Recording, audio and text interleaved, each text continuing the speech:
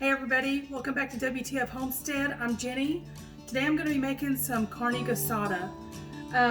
My husband and I went to a restaurant the other night with some friends, and he ordered some carne guisada, and it was horrible.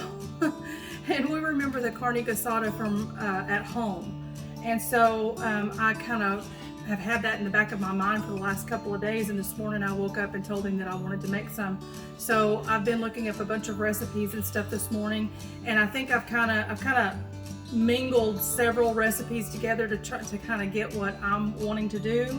And so I thought I would just record this and show y'all what I'm going to do. So it looks like it's actually fairly simple. It's pretty easy to put together, but it takes about 2 to 3 hours for it to really cook. It's one that you want to cook really low, really slow.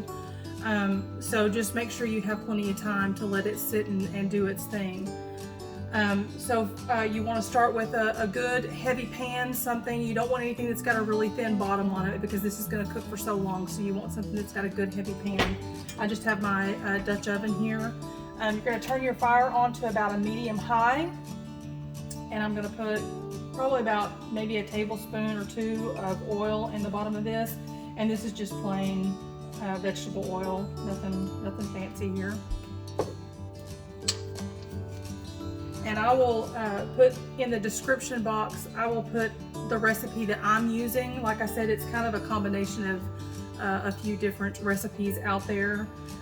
A lot of them make large batches, and I'm kind of trying to cut it in half with the exception of the vegetables. I'm leaving the vegetables about the same that you would a larger batch, but I'm taking the meat down a little bit. So for the meat, a lot of them call for, this is about 1.5 pounds of beef.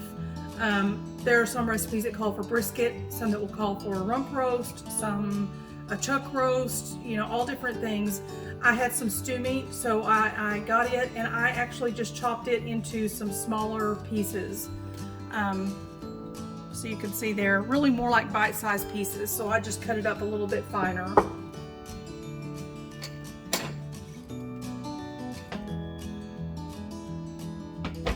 You want to get your pan good and hot. We want to sear this meat really good.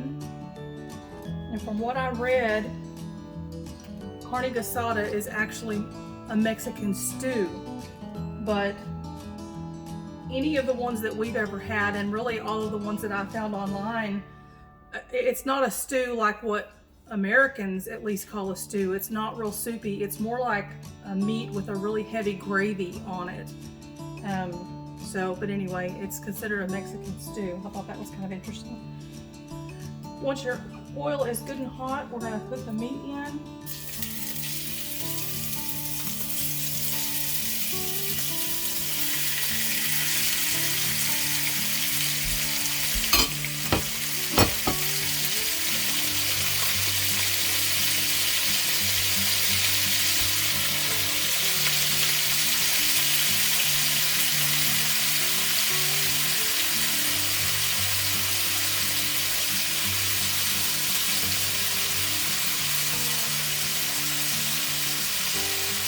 And we're just wanting to sear this, so we're just going to kind of turn it a little bit until it's good and brown.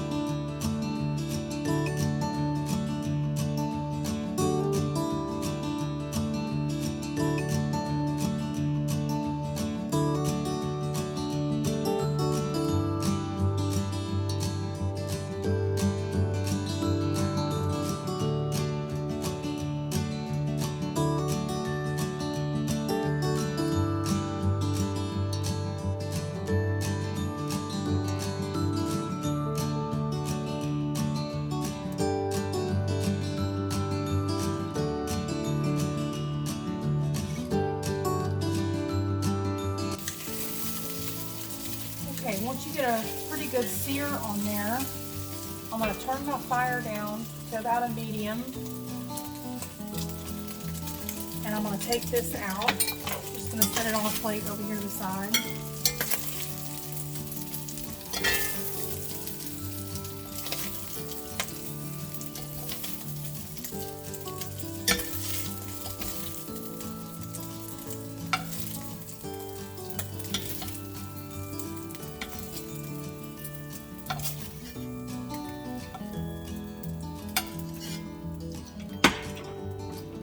I'm going to add just a little bit more oil, like maybe a tablespoon or two. And then I'm going to add my onions.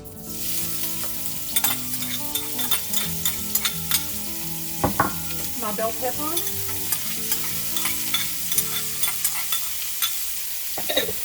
And my garlic.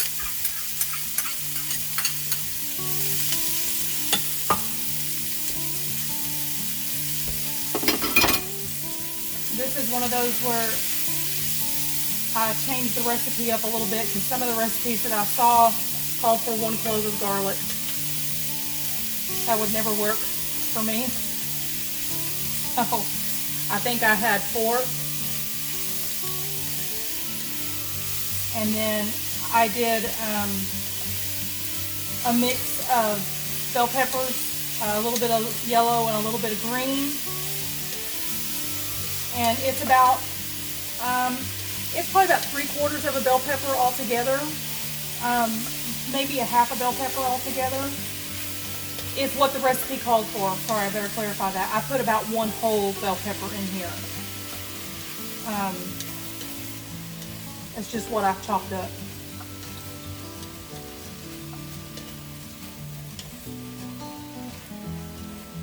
We're just going to kind of let this cook for a few minutes until it starts to get a little bit brown where the onions are a little soft.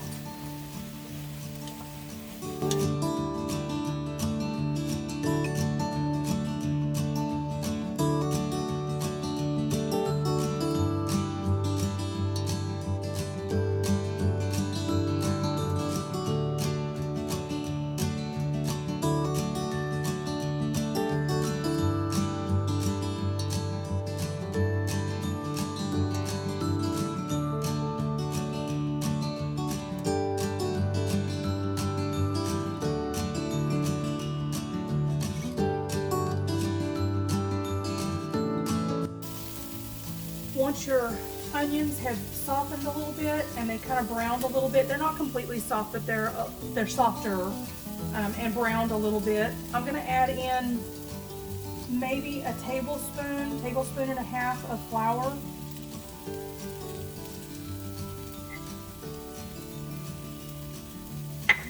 And we're going to stir that around.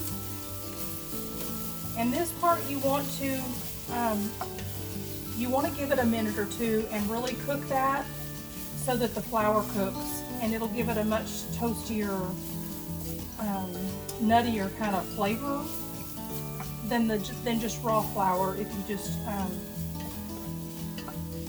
just went right in and added your liquid to it, we're basically just kind of making a roux, so that it will help thicken up that gravy that's on that meat. Add just a little bit more.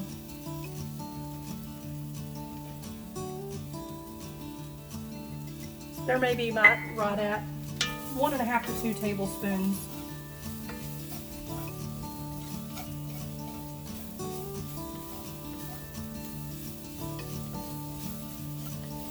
Just coat the onions and bell peppers really well. And it's okay that all that is sticking down on the bottom if you're not familiar with making a roux. As soon as we add our liquid, it's going to deglaze that. And that's what's going to give you a lot of flavor right there.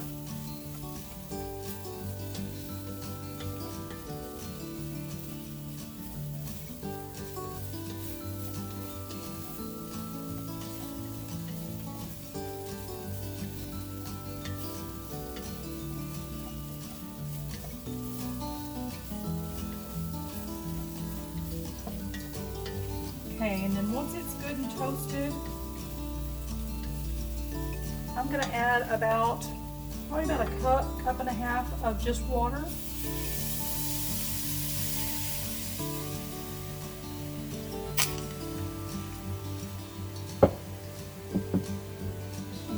stir that around, and it'll slowly start to release that's on the bottom of the pan.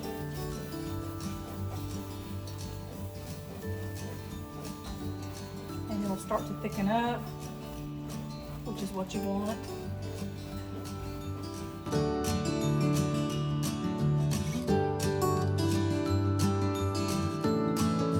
Okay, and then once it gets real thick like that, I'm going to add in my tomatoes. These are just diced Roma tomatoes. And then I'm going to add in my spices, and there's a little bit of pepper, cumin, some chili powder, and some tomato paste. And like I said, I'll put all of the amounts down in the description of what I used. These are a little bit different than the recipes that I found online. Not all of the recipes called for the tomato paste, but I thought that sounded kind of good to add that little bit. It only has probably maybe 2 tablespoons. Honestly, I just took a big spoonful out, so it's probably a little over a tablespoon, maybe not quite 2. And then I'm going to add all of this meat back in.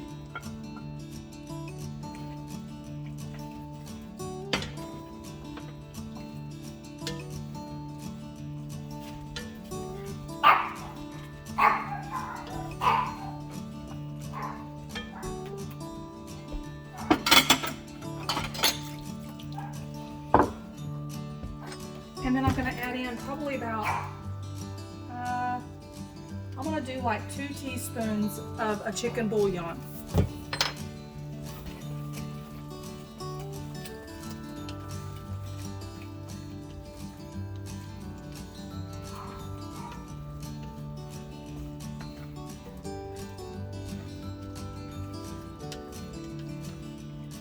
And then I have probably about a cup of water left here. I'm going to go ahead and pour all of that in.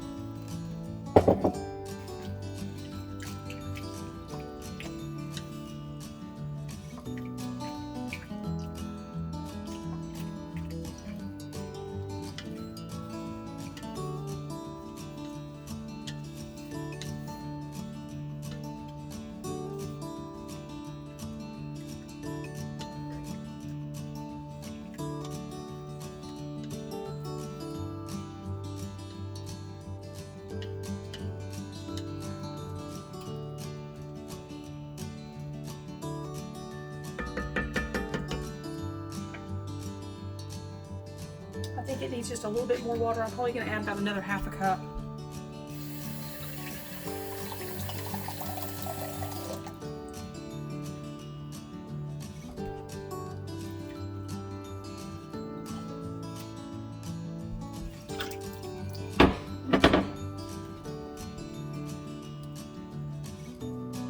We're just going to stir this and bring this to a very slow, just a slow boil.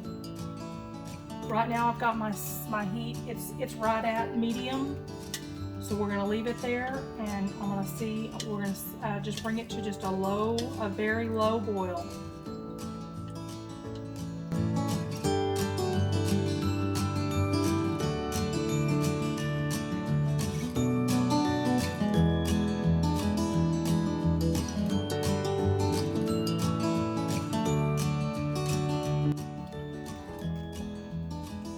Not sure if you guys can see that.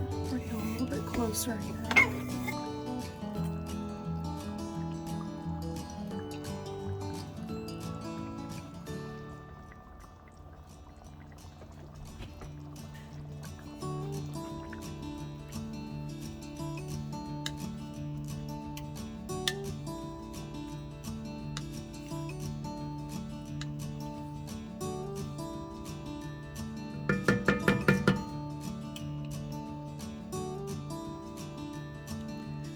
Okay, so if you can see that, we just want that very low simmer. That's all we want.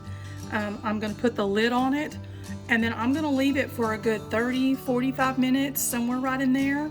I'll come in and check it every now and then. But at 30 or 45 minutes, I want to come in and I want to check to make sure that my water for sure. Check it fairly often. You're really going to leave it cooking for probably about 2 hours to 2.5 hours total.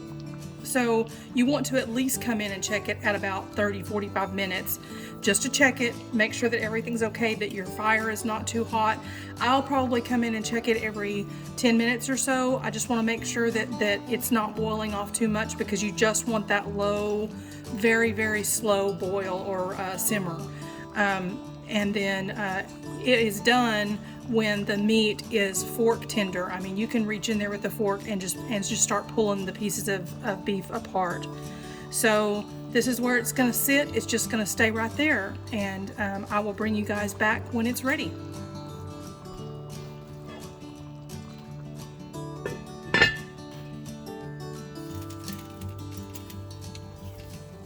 This is done, you guys. It has been, what has it been? Probably about, has it been 3 hours? Do you know that? It's been over 2 hours anyway. I didn't even look at the time. I've come in several times and stirred it, and I have not added any more liquid to it. I wanted it to cook down where it's just a really thick gravy. I'm gonna get a spoon.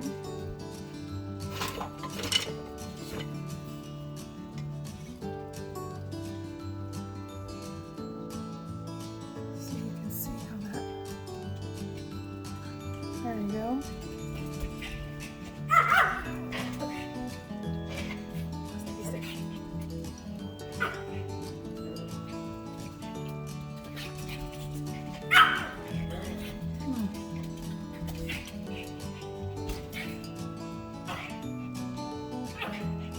Very good. Very, very good. The only thing I added to it when I was cooking it was about halfway through, well, probably maybe only even 30, 45 minutes ago, something like that. I came in and I tasted it, and I added a little bit of salt, maybe a teaspoon. So it's really just a taste. So just be sure to taste yours, and I wasn't real sure if I needed to add any, since I did that, the chicken bouillon in there, because it's usually pretty salty. But I thought it needed just a little bit. So that's all I've added. Otherwise, I have just let it cook down. I'm gonna bring y'all closer so you can see it here. That's it.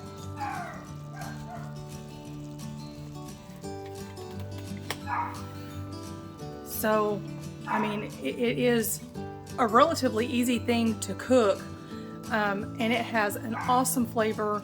The gravy on it is just what I wanted.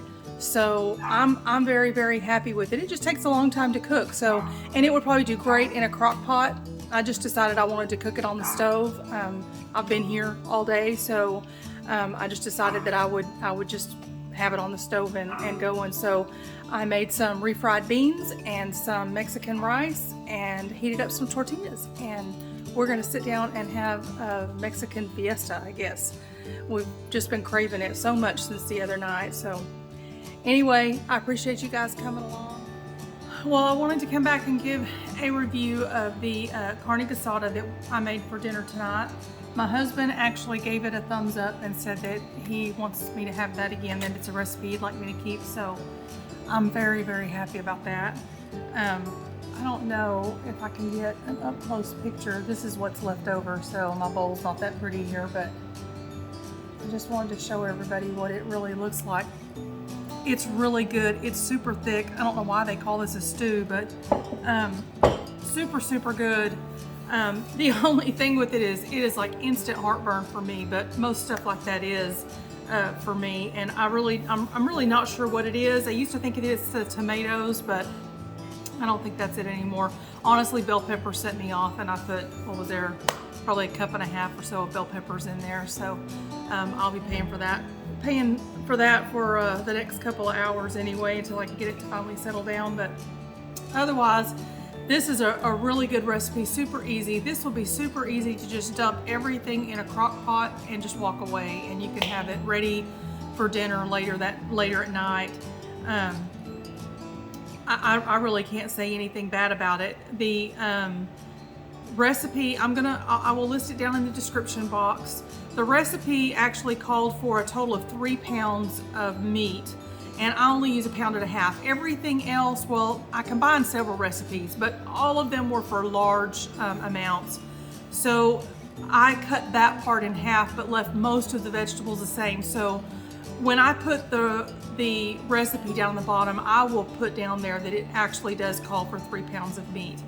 And with this 1.5 pounds, there's easily enough for 4 very large servings.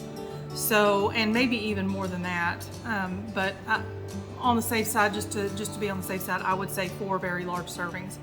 So we will be eating this tomorrow for lunch, which is fine with us. Actually, I was telling my husband that I thought it would be pretty good with some eggs and tortillas in the morning for breakfast. So I may do that, and then we'll figure out something else for lunch. I'm not sure, but anyway, I just kind of wanted to give my final review on it. It's awesome.